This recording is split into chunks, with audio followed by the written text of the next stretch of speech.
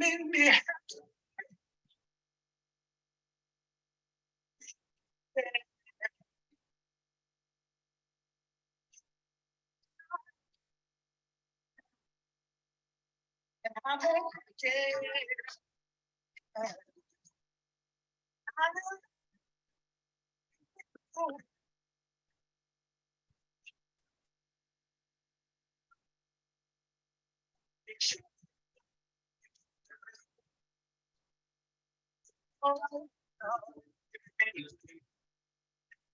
I'll be high.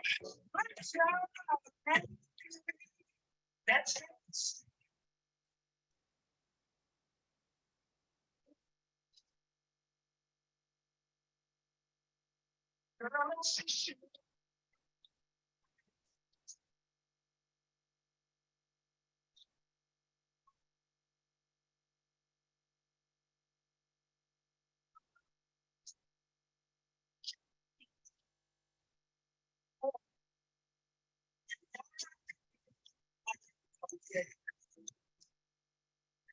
you know I.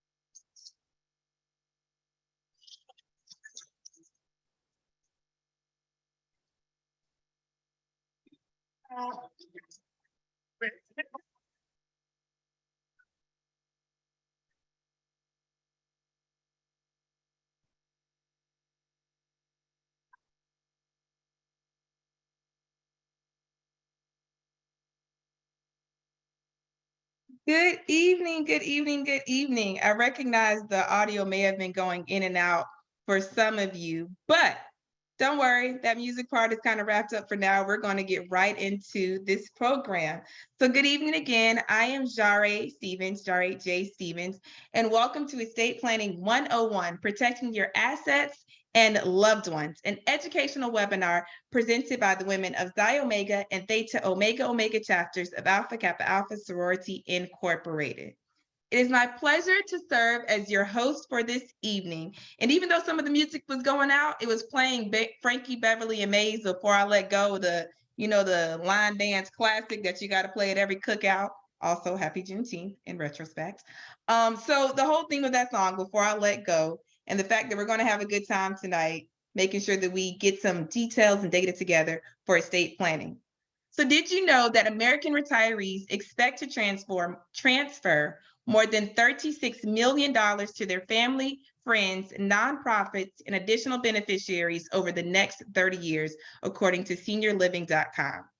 In addition, 56% of Americans believe estate planning is important, but only 1 in 3 people have an estate plan, like some type of plan, will, directive, advance directive, anything like that. So more than half Americans think that it's important, but less than a third, or about a third, actually have something in place. And that's why estate planning is so important. We know we need to do it, but not everyone knows how to do it, what to do, when to do it. So we are working together this evening to teach you all about it. As a few housekeeping reminders, all audience members are automatically muted, so we can't hear you, don't worry. However, you can communicate and interact with us through the chat function. Also, this webinar is being recorded. If you have any questions or experience technical difficulties, please use the chat function. We are happy to help you and serve you. With that, we are going to move right along because we're getting right to this, y'all. It's just 6 minutes in, but we are getting right to the introduction of our moderator and panelists. So we want this to be interactive webinar. I said that before. So as I am, when we do webinars, it's a multitasking thing. Like some people might be cooking dinner right now. Some might be sitting in traffic. It's okay. As you're multitasking unless you're driving, if you're in traffic, don't drive and text. But let us know where you're at, where you're from, what you plan to get out of this program this evening. And while you are doing that, I am going to continue to introduce the panelists, which you now see on the screen. Starting with our moderator, Phyllis Carter. After earning a bachelor's degree in accounting in 2007 from Jackson State University, Phyllis moved to the DC metro area to follow her dreams. Phyllis has over 16 years of notable audit and consulting experience, which includes change management, business process reengineering, and financial management systems implementation initiatives. She's worked at notable public accounting and consulting firms over the years, such as Deloitte & Touche LLP, KPMG LLP, Guidehouse, Acuity Consulting, and Williams Adley and Company LLP. Recently, she made a pivot into the tech industry where she currently works at Adobe Inc. Yes, that's software we all use, as an internal audit manager. In her spare time, Phyllis enjoys being a servant to her community. In addition to serving as a member of Alpha Kappa Alpha Sorority Incorporated, Theta Omega Omega chapter, Phyllis is also a member of the National Association of Black Accountants in the Metro DC chapter. She also served at the executive level leadership for 12 years, and she's the former president for 3.5 years. Phyllis's goal is to make a positive impact through her career, not only in the accounting and tech industry, but the community at large. Let us all welcome our moderator, Phyllis Carter. She's going to be turning on her camera so you can see her lovely face today. Yay, there she is with the beautiful pro background. Next, let's introduce our panelists. Zaquisha Prude Wheeler is an estate planning attorney and the owner and founder of Prude Legacy Law Group PLLC. Prude Legacy Law Group is a premier modern law firm focused on providing business and estate planning services to communities of color. Prior to launching PLLG, she worked in ethics and compliance for Walmart as an in-house counsel for a major hospital system. Zaquisha is an adjunct professor of law at the University of Arkansas School of Law, and she represents the Arkansas Bar Association on the Arkansas Access to Justice Commission. And she serves in various capacities in her sorority, Alpha Kappa Alpha Sorority Incorporated. In her free time, Zaquisha enjoys traveling, because we all do, binge watching reality TV, because we all have that one guilty pleasure, and spending time with her husband and 18-month-old twins. Welcome, Zaquisha, to the panel. Good evening. Lovely to see your lovely face. And our next panelist is Portia Wood, a generational wealth planning attorney. Based in Los Angeles, she leads Wood Legal Group LLP, an African-American woman-owned and operated law firm specializing in estate planning, probate, and elder law that she runs with her mother and law partner, Robin Wood. I think it's so cool that there's a mother-daughter team out here doing estate law. Like it's what we need. It's the representation we need. Her mother and her are passionately focused on helping all families grow and protect wealth by being a trusted resource for accurate information and comprehensive, culturally competent estate planning. Please welcome Miss Portia to our panel. Hi, Portia. Hello, hello. Okay, now that we've gotten through the formalities of introducing our panelists. Ooh, and I see you all are starting to speak in the chat as well. Hello, Kiva. Hello, Maria. We are glad y'all are here and joining us. Feel free to continue to invite your friends because you see we're just getting started, so they got plenty of time to join. But now that we've got the panelists' introductions out the way, it is time to get to the real reason we are here, which is this great discussion on estate planning. So while Phyllis gets us started, if again you have any questions as an audience member throughout, please feel free to drop it in the chat, and we will be happy to keep your answers coming as you keep the answers coming as you keep the questions going. With that, I turn it over to Phyllis. Thank you so much, Shara, for that wonderful introduction. Hi, Zaquisha and Portia. I look forward to our discussion this evening. So let's start with some basics to make sure we have a foundational understanding of the estate planning process. So what is estate planning and why does it matter, especially in the Black community? And by the way, I don't have a particular person to answer the question. So Zaquisha, Portia, feel free to jump in as you will. Portia, you can take the first one. It's fine. We can just popcorn back and forth. Absolutely. It's a Sure. conversation. So estate planning is really the orderly distribution of everything that you have, right? It's who takes care of you, as well as everything you've been working for if you should become incapacitated, sick, in the hospital, right? And also who should get your assets and the benefit from all of your hard work once you pass on.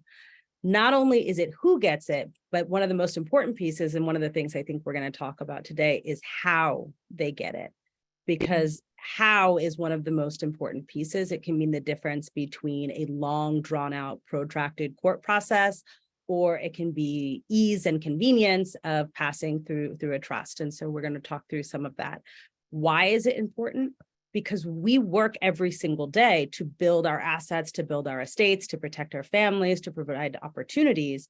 And we, the African-American community, is failing at the inheritance game. In fact, there was a study that was done in 2017 that found that only 13% of college-educated African-Americans were getting $10,000 or more for the next generation. And if we say that differently, that means 87% of college-educated African-Americans were not even getting $10,000 to the next generation. Now, we all know, looking around this room, looking at our friend groups, that we generally have more than $10,000. And so there's a disconnect between what we've been creating and it actually passing to the next generation. And that disconnect is estate planning. No, that's definitely a great answer. I mean, I know, just speaking from my own personal family experiences, I see that it's pretty inconsistent. Some people pretty much got it all together, documents wise, down from power of attorney to having actual wills in place. Then you have others who don't have anything at all. So I guess in order to help connect those dots and get come full circle, just walk me through the estate planning process. How much does it cost? How long does it take? What documents do I need? Like, what do I talk about? Like, if I wanted to get started today, what would I do? So that depends, right? And it's a very lawyerly answer, if you will, but it depends. Everybody's circumstances and situation is different. Someone who is single, no children, maybe a homeowner or multiple homeowner is going to need a different type of plan than, say, me, who's a parent to a minor child, who's going to need to think about guardianship planning and how do I protect his assets until he gets to adulthood and beyond, versus someone who's married or someone who's in a blended family or someone who has family members that have been impacted by the carceral system, or on and on and on, right? Everybody's estate plan is different. And from that perspective, the cost for creating your personalized estate plan is going to be different. There are ranges, and that varies by state, it varies by law firm, it varies by sort of what you are creating. There are three basics, however, that I always tell people they should have from the time they turn 18. One is going to be your property power of attorney. It may be called something different in your state. It might be a uniform statutory power of attorney or a durable power of attorney, depending on where you're located. But essentially, it is a legal document that empowers someone to be able to step up and make financial and personal decisions for you in the event you can't do it for yourself.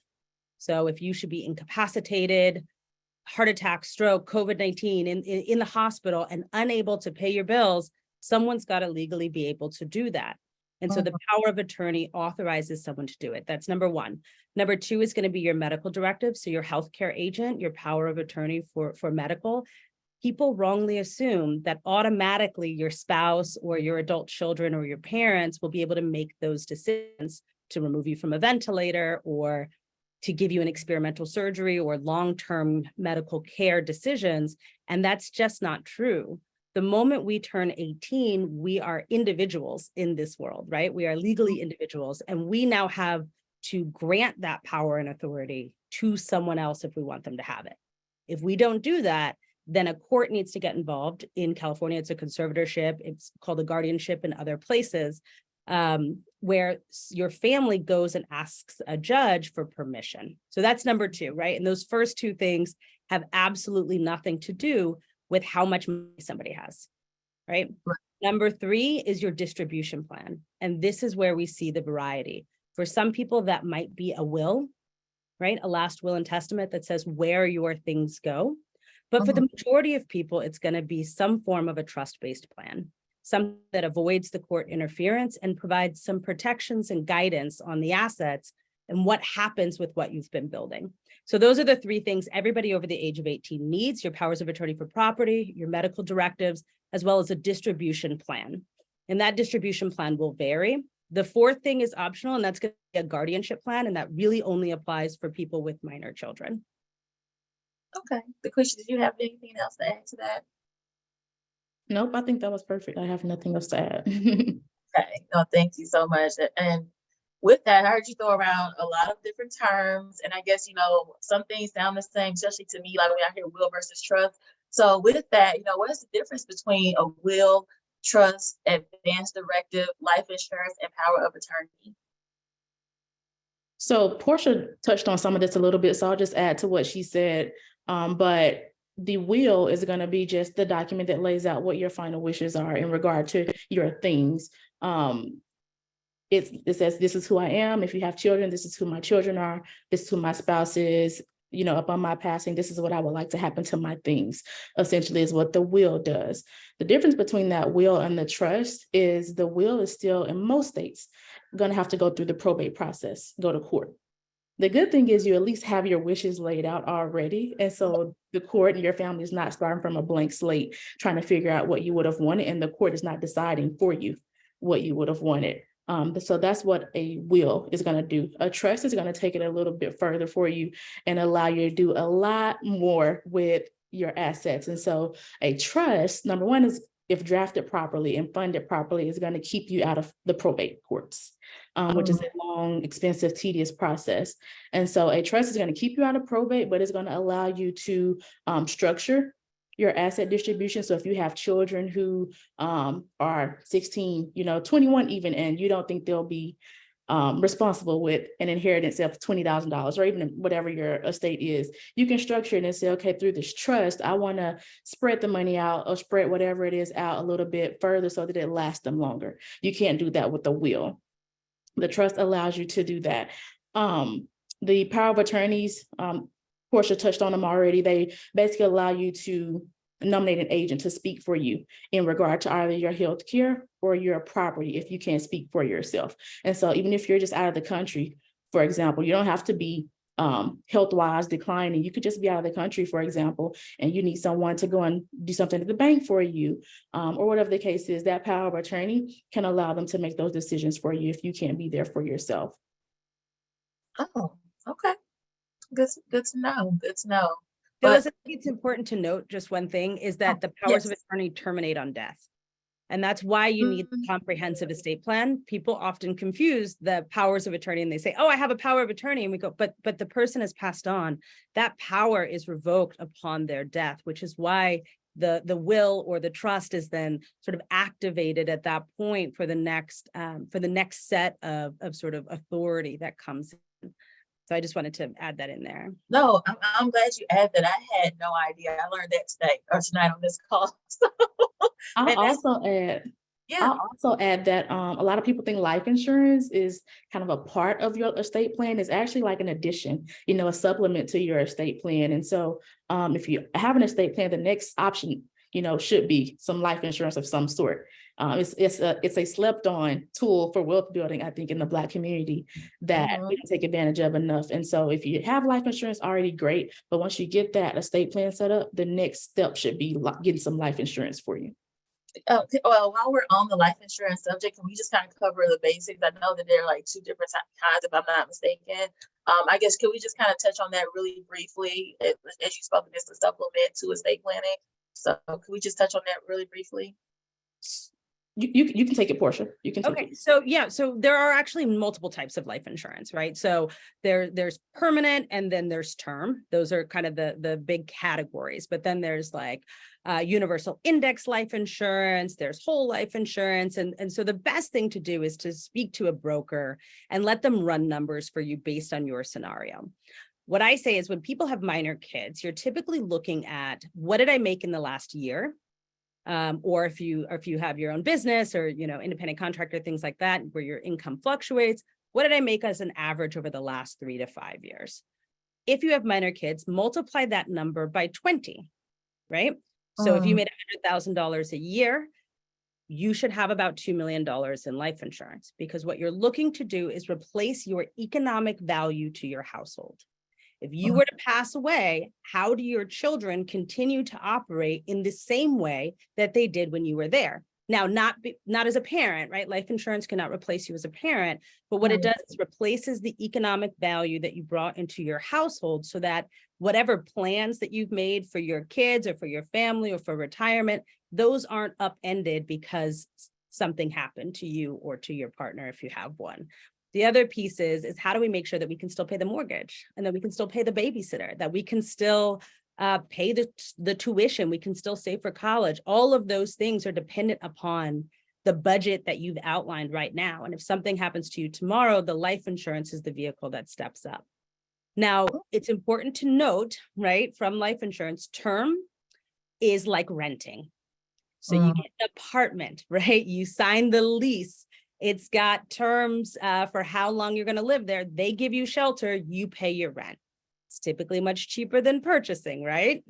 Generally, not in today's market, but generally. And so when your term is up, you renegotiate that lease. Same thing with term life insurance. When that term is over, they're going to renegotiate based on your age, based on your health condition at the time. And it is generally too expensive to get a new term policy in the 50s and 60s range. Because what cost you, $20 and $30 for $1 million policy when you were in your 30s, when you're in your 50s is now going to cost you $800 to $900 a month, which is generally cost prohibitive for most people, right? A permanent policy is like owning a home. Yes, it is more expensive, but you pay for a period of time, perhaps 20 years, and you pay that, but you own it at the end. And it also cash accrues, so it can generate money that you can then borrow against from, tax-free, to buy other things. And so much like a house where you can take out a HELOC or a loan against that property, same thing with your permanent life insurance. You pay more on the front end, but you will have it throughout your life, and it will continue to build much more than just the face value that it started with. Right. So those are the two differences, renting versus owning. And there is a place for both in lots of people's estate plans, right? If you have minor kids or you have a certain number that you need to reach for income replacement to your household, you might not be able to go out and get a $2 million whole life insurance policy. It might be cost prohibitive for you. So you might do $1.5 million in term, right, at $45 a month, and you might do $500,000 in permanent at $500 or $600 a month, so that you have at least something that's going to take you all the way through to the end. If I may just add one more point about life insurance, Dukeisha is 100% correct, right? It is a slept on tool in estate planning and intergenerational wealth building. What most people don't know is that it's the easiest way to change an economic situation for any family, right? Sometimes people use it for, paying off their mortgage or other things, but really it's a nut of money that comes out tax-free and can go into an estate. And if you have a properly structured sort of multi-generational trust, that life insurance can sit in there with restrictions. Take that $2 million life insurance policy, put a restriction on what it can be used for inside of the trust, and make sure that it's invested. The S&P 500 has returned an average of between 8 to 10% over the last 20 years. Let's take a conservative number of 5%, and that $2 million invested at 5% is generating $100,000 in interest income for life, not for 20 years, not for 10 years, for life. And that creates now replacing your economic value forever, not just for your children's generation, not just for their children's generation, but on and on in perpetuity. Add in one more thing and say, my trust will buy life insurance on each and every new baby born, much like the Rockefellers do, so that every time a new life comes in, they get their own life insurance policy. And every time somebody passes away in your family, there's a new liquidity event, more money that comes back into that pot to help sustain the next generation.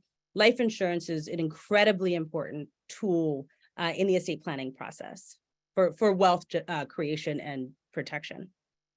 Wow, like that's amazing information. Like I had no clue. I mean, this is one-on-one, right? So I'm learning so much, and I'm sure a lot of our viewers are listening and learning and taking this all in as well.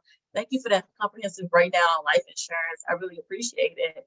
So, kind of with that, what happens if a person passes away without an estate plan? Like, what? I mean, I know that the general implication is, oh well, you know, their things just all over the place. But like, no, like, can we really break down the implications of not having some type of plan in place? So if you don't have a plan in place, even the foundational plan with just a will of some sort, your state has a plan for what happens to your things if you don't. And so the issue with that is that's not always going to match what you probably would have wanted for your things and for your family. And so if you don't have a plan, the state's going to figure out what to do with it in what's called the probate process. And through the probate process, your executor or someone is going to have to go to court and say, I want to be appointed to be the administrator of this person's estate. I want to be in charge. And that person is going to have to make sure that whatever assets you have flow to your family. Any claims that you have against your estate, if you owe people, they're going to have to make sure those things are paid. And that's all before your family even gets anything. There's through other estate planning tools like the trust, different types of trust, you can kind of avoid some of that.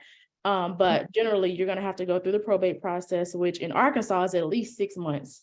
So just think about that. You're going to have to pay an attorney to handle it for your administrator. You're going to have to pay court costs, maybe an accountant, depending on how many, what your assets look like. And so, generally, if you don't have a plan, the state's going to plan for you, and your family's going to have to deal with the probate process to, unfortunately, make sure that your things are dispersed with. So it just sounds like there's gonna be a cost involved regardless, right? So it may be best to just kind of get ahead of it and just say, hey, I really put this money towards having an actual plan in place instead of on the other side having to pay an attorney, an accountant to help me with something that I could have taken care of years ago. Absolutely. So yes. So with that, like, what if a person is the executor of someone else's will? Like, what is the actual duties and responsibilities of the executor?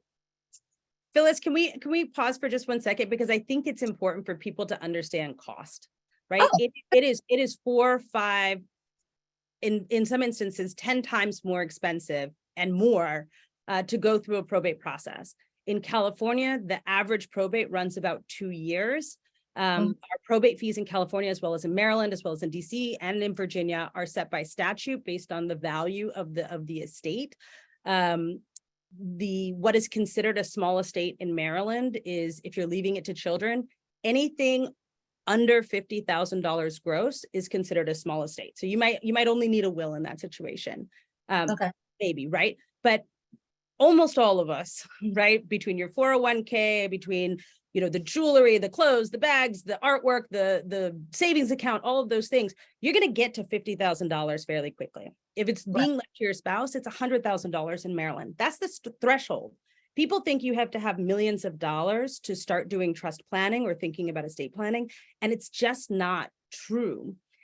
When you think about how much you have in California, if you have $1 million gross value estate, so you have a home, you have a car, you have all these things, $1 million, your statutory fees before you've paid anything else to the attorney and to the personal representative is $47,000. Oh, wow. That is before anything else, and doesn't matter how much debt there is. And if anybody fights, right, if there's any dispute, if there's real estate to deal with, so now you have to bring in a probate referee, the attorneys and the personal representatives get their regular hourly rates on top of their statutory fees. So when you start adding that in, and then you add in fighting, so now you've got 2 attorneys that are operating on this case, the costs just go up. So for most probates, you need to file with the court to open the probate. You have to print in a newspaper of general circulation for at least 4 weeks that a probate is being opened, to give notice to anyone who thinks that A, they're owed money from your estate, right? To give them constructive notice, or B, someone who thinks that maybe they deserve to inherit from you. Maybe they're a kid that you didn't know about, or, whatever, right? Which is what we saw in Prince's estate.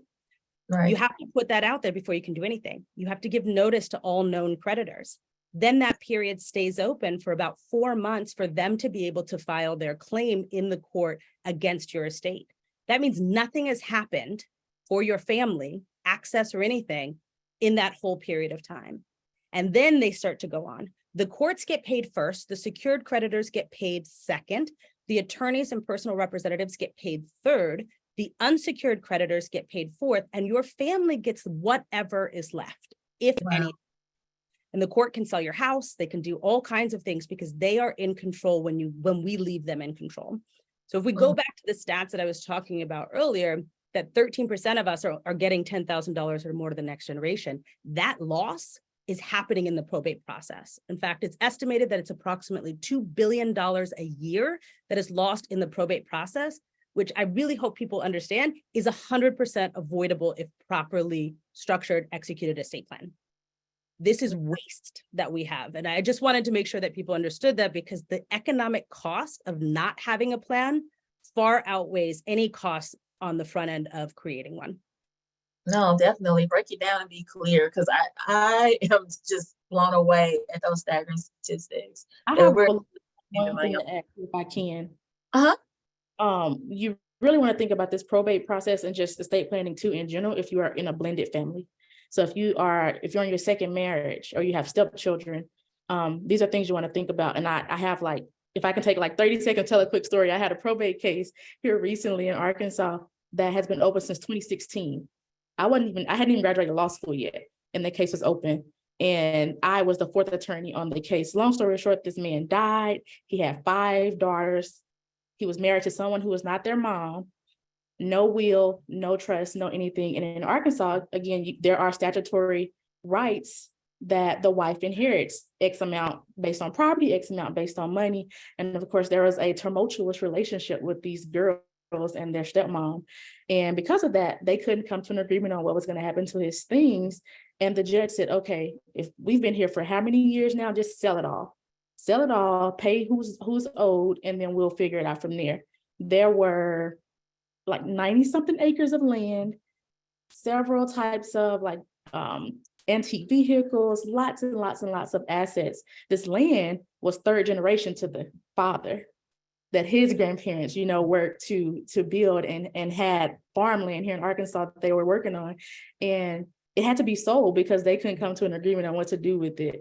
And it was just heartbreaking to be a part of that and watch all this wealth, literally generational wealth that his grandparents worked to build just go to waste because he didn't plan. Not because he probably didn't want to, he probably just didn't know, which is why I'm glad to do things like this. A simple will would have even helped in that situation. So the more it goes a long way. So just think about that too if you're in a blended family, that you may really, really want to look into some estate planning. Wow. I mean, what a cautionary tale, right? I mean, blended family, or even if you're just single, like, it's just so important to have something in place, right? And what I'm hearing in our community, what I've seen in our community, is just that lack of awareness. They also have fear around it. No one wants to talk about or think about, death, or even, when costs come up, people kind of, freeze. So, as attorneys, like, how do you get people to get over those concerns? How do you educate the community on estate planning, or how do you get more comfortable with the process? Things like this, right? Education is key. Information is key. And one of the things that's been problematic in our community is that we've been gatekept from good information, right? We've got people who say, oh, just add your child to your deed, you'll avoid probate. And someone hears them, they go, well, they avoided probate, but they don't realize that they created a tax problem, that they've eliminated this step up in tax basis, that their kids, if they sold that property, would have to pay capital gains. And so we get these bits and pieces of strategy that isn't really a holistic approach. And unfortunately, in this area, for generations, people haven't taken the time to actively seek out our community to help talk through what estate planning looks like for us. And it looks more comprehensive than just what your balance sheet says if the goal is to build and protect and preserve intergenerational wealth. If the goal is just to avoid court, fine.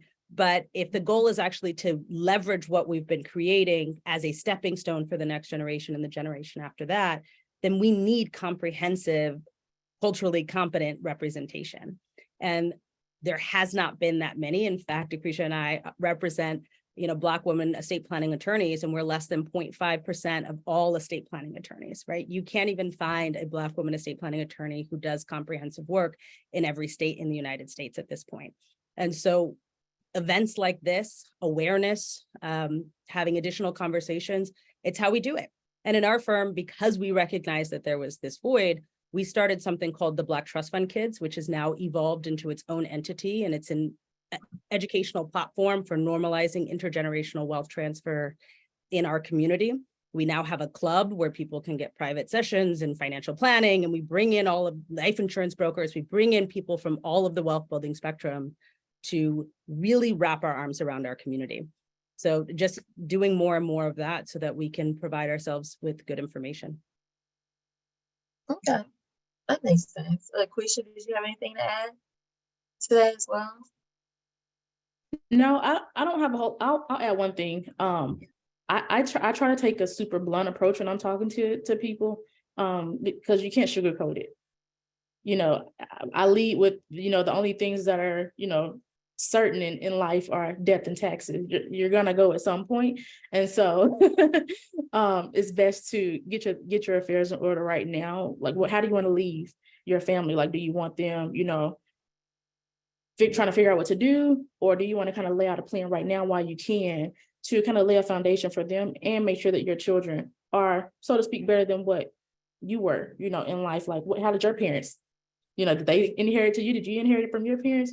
Make something for your kids and leave something for their kids, be that curse breaker, if so to speak, for your children. And so I have to take a really blunt approach because people don't like to talk about it. Right. I mean, like I said, it's a sticky conversation, right? Because I think that people have a hard time just thinking that far ahead, or even thinking about, okay, what happens in the event of my death? I just know it's a hard conversation all around. And even as you're like, just growing up, even thinking about, creating that will or even getting it started, it can be kind of daunting. So what are the consequences of waiting until later in life to start doing this? I mean, I to the points that you both made earlier, at any stage of life, it needs to happen. But are there any real consequences to waiting almost, I wouldn't say too late, but like getting in that more senior age, like, oh, wait, estate plan. So what are the consequences or risks in waiting late until late in life? So one of the biggest risks that I think you run is that you wait too late. Put it off and say, I'm going to do it. And then you don't. So I think that's the biggest risk that you run. One of the other risks that I can kind of touch on really quickly, it goes a little bit further than just basic estate planning. But if you wait until you're 65 to do an estate plan, you may run into some Medicaid planning issues.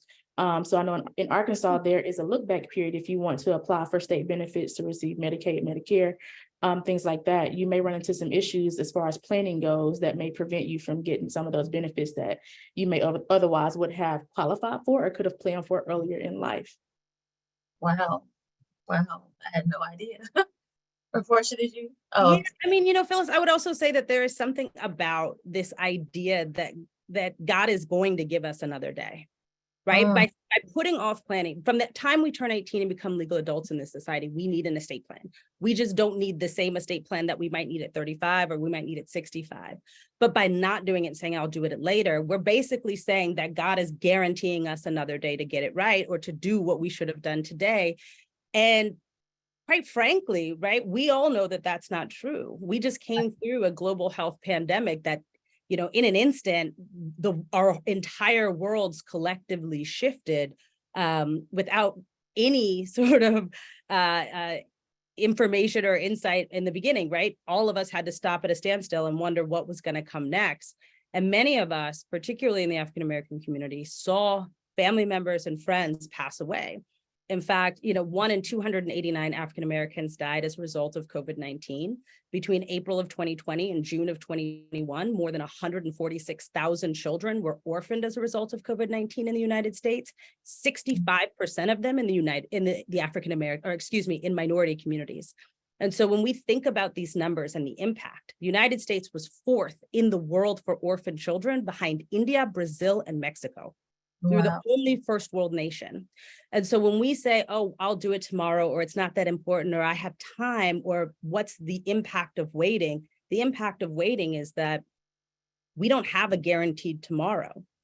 And our families are left with whatever we've done today. Either we've left them with a mess, that everything that we worked for, the time that we sacrificed away from them, our bodies and our minds that we put into education and our jobs and our companies, all of that we did was wasted because we then essentially gave it back to the state and left our families in turmoil. Mm. No, I mean, that's wow. And that's so much to take in and think about. Because to your point, like, don't put off tomorrow what you can do today. Like, if you have the information, like, and even, we're having this one-on-one just to kind of break down the basics, kind of take some of the stigma off of the language. But, just even taking those initial steps to even reach out to an attorney, just to see like what my options are, what I should do. Like, even getting basic paperwork in place, one document at a time, every little bit counts and matters. And I mean, getting back to the language of it all, I know we got away from the question, but I guess I wanted to go back to it real quick because I am curious about the difference between an executor or trustee over a estate. So, could you guys round that piece? So your Yeah. executor or your personal representative, sorry, sorry, go ahead, is over your will, and the trustee is over your trust. So it is who manages under what estate plan. So your executor or personal representative is under your will, and your trustee is under your trust. Okay. And so let's say I walked in your office and said that I wanted to make my will and I want to pick an executor over my will. Like, who should I think about? I mean, I know it's a personal choice at the end of the day, but when I'm thinking about this person, like, what are the type of like guidelines you think people should think about or follow or trying to figure out the type of people to attach to these like legal binding documents?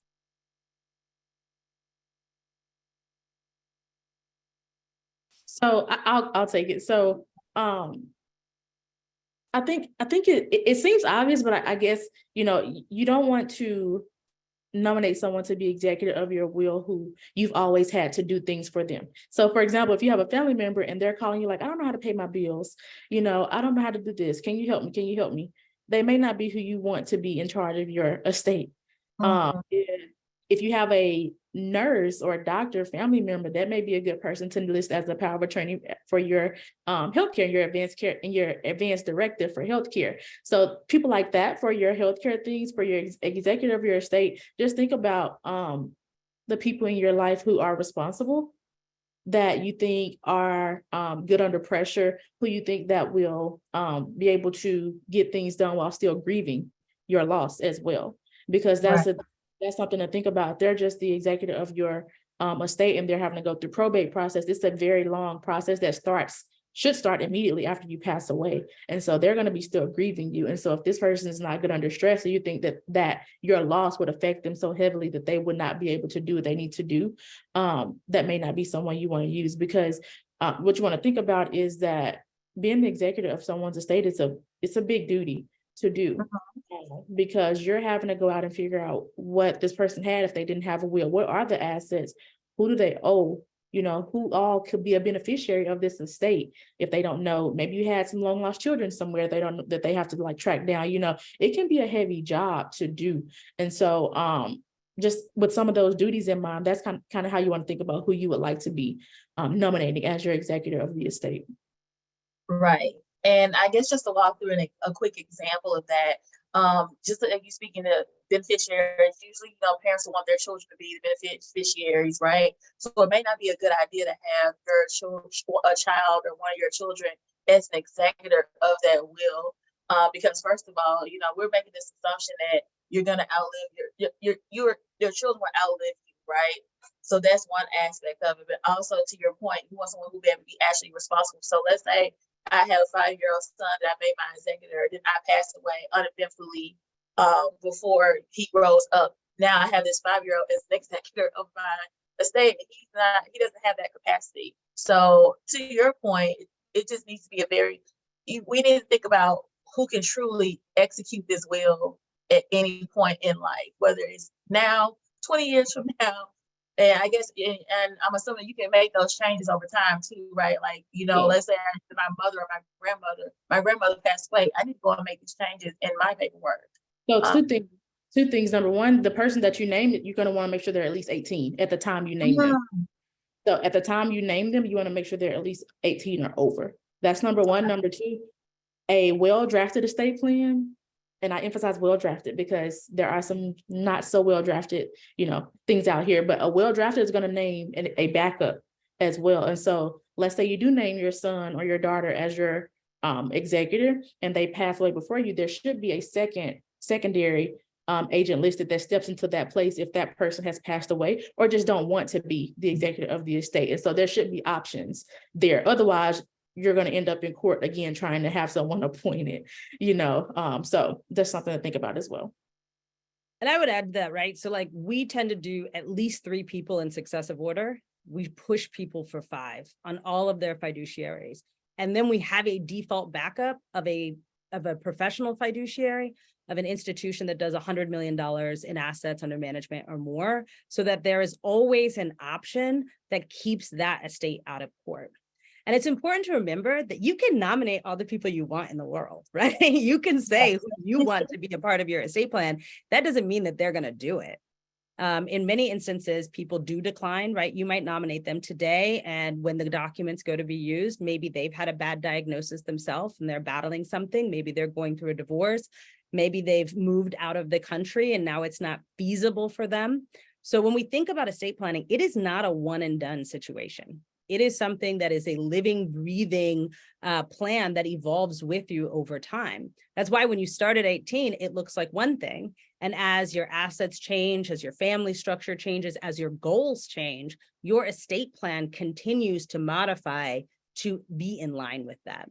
So if you've got a 5-year-old, yeah, you can't name them as your fiduciary in any capacity, but they also can't inherit from you.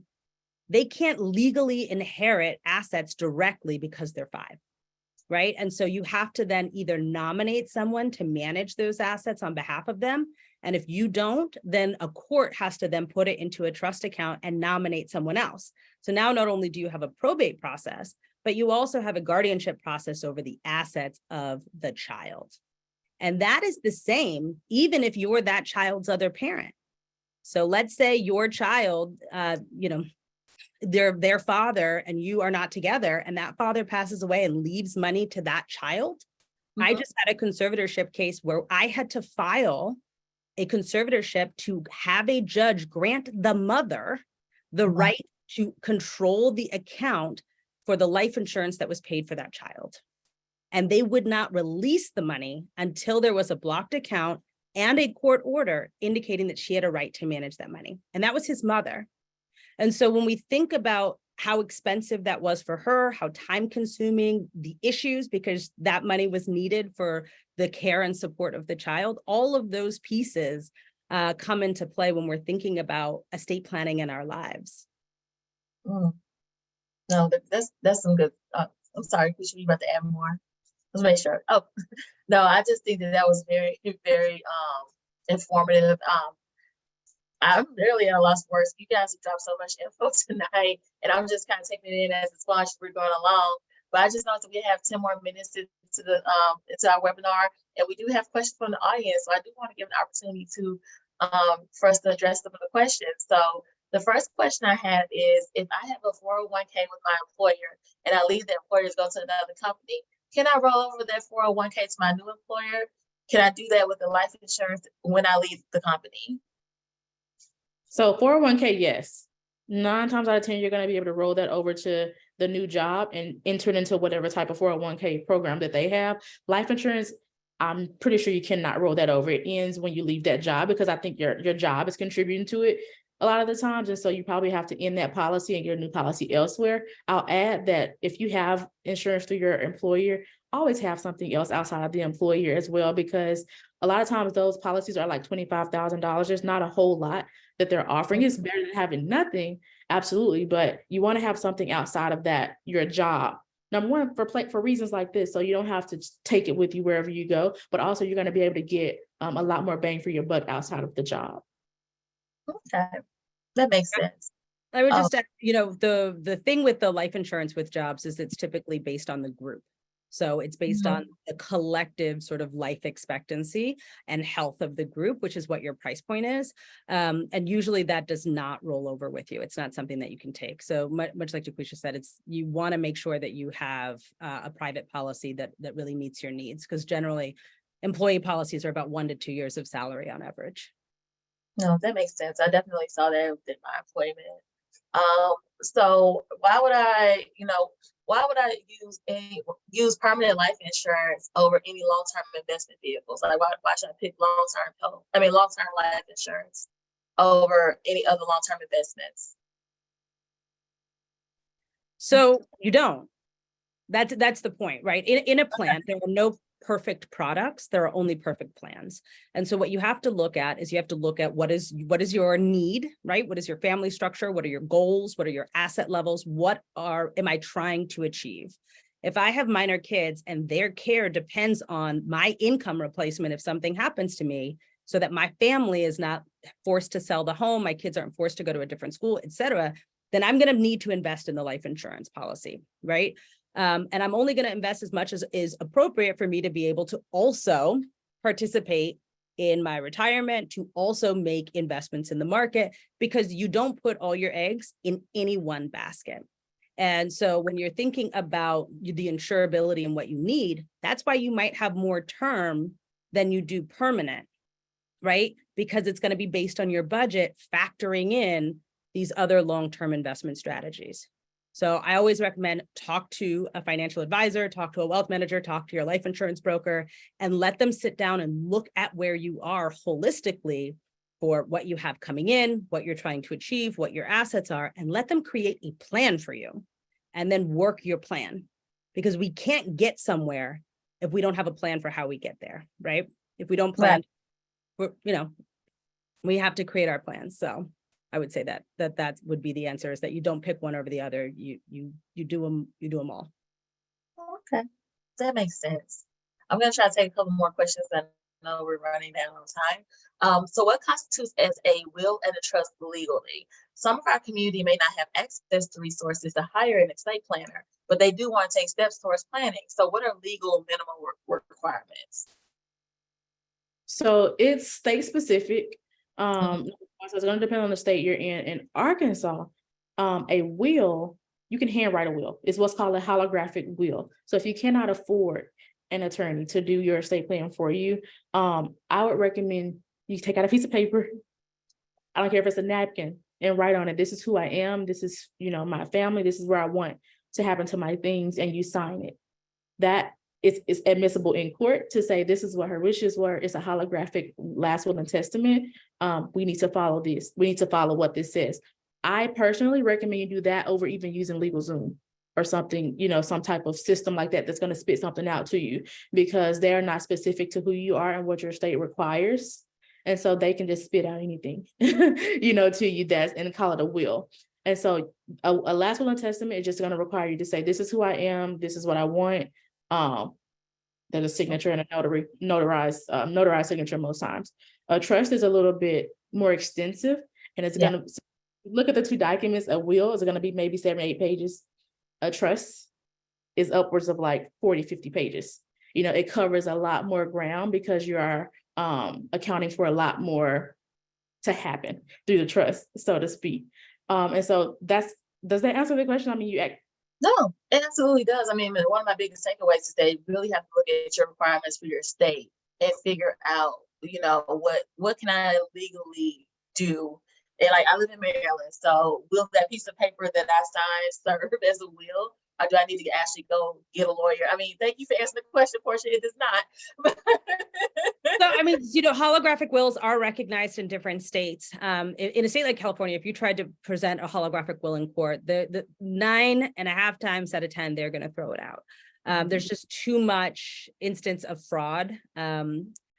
the legal Zoom, those wills and estate plans get thrown out all the time, and then we have to litigate them, which is such a hassle. Most people don't read the fine print on those systems, because what they say at the bottom is, we are not lawyers, please have this reviewed by a lawyer. And that's how they cover themselves. They tell people, oh, we've created this estate plan for you. And then it's like, oh, but we're not actually lawyers, so please have it reviewed by a lawyer. That way, when it doesn't work, your family can't go back and sue them because you guys signed a disclaimer.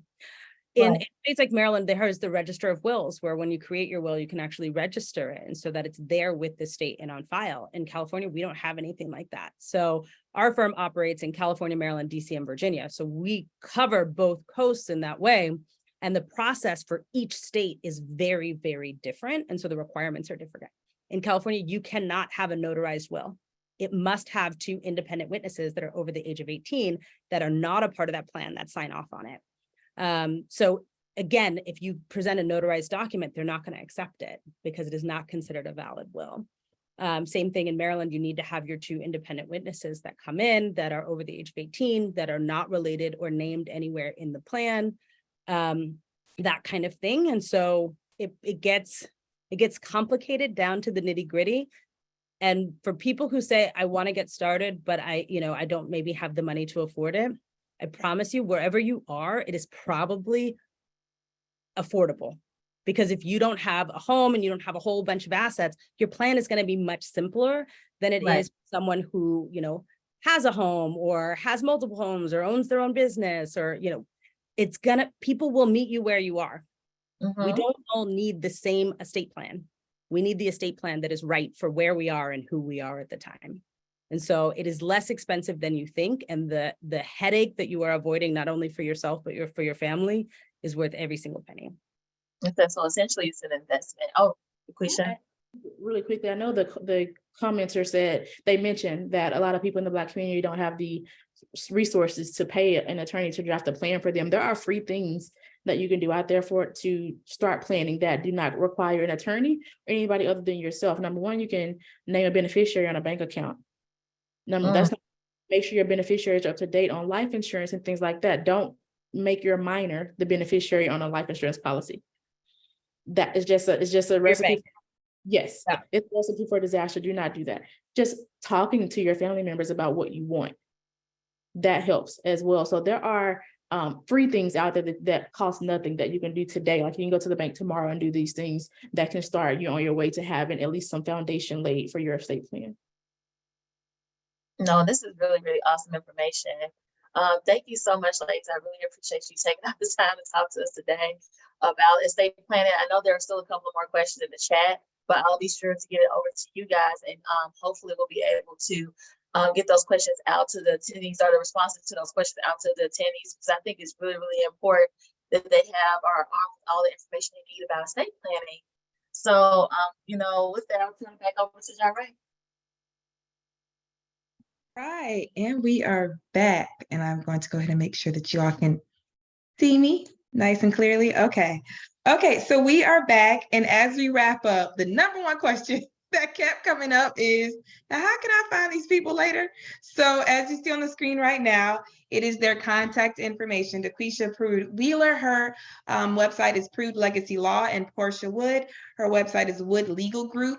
On both of those websites, you can find more information about all of their products, like they have courses and classes you can take if you want to learn something on demand, or how to book a service with them. Some of you even mentioned that you're not local to the areas that they said they service. They have contacts, they have the Rolodex, and they're willing to share it with you for other people you can work with. So overall, the big lesson I took away for tonight was that if you don't have a will, someone will make that decision for you. But it's a little pun there. And overall, you need to start early with planning and ask as many questions as you can. Phyllis brought up an excellent point. We did not get to all of the questions, and we really do want to educate and provide as much information as possible. So we are going to shuffle these questions over to our panelists. And for all of you that participate in the survey, which you see in the chat, we'll have your contact information to be able to send you the questions, the responses to your question. So this is also a not so shameless plug. Complete the survey so that we can send you the answers. In closing, You also see at the bottom of the screen the contact information for the Xi Omega chapter of Alpha Kappa Alpha Sorority Incorporated and the Theta Omega Omega chapter of Alpha Kappa Alpha Sorority Incorporated. Although we are going to be winding down a little bit for the summer, there are some excellent events coming up over the next couple of weeks. I think there's a golf tournament for Theta Omega Omega, and there is also the Centennial Jubilee for Xi Omega. So please do stay in touch, stay connected. I am Jari Stevens, founder of Rich Like My Melanin Financial Consulting Services and a member of Alpha Kappa Alpha Sorority Incorporated. It has been my pleasure to serve as your host this evening, and on behalf of everyone who helped plan and deliver this program, thank you very much for joining us, and I hope you have a nice evening.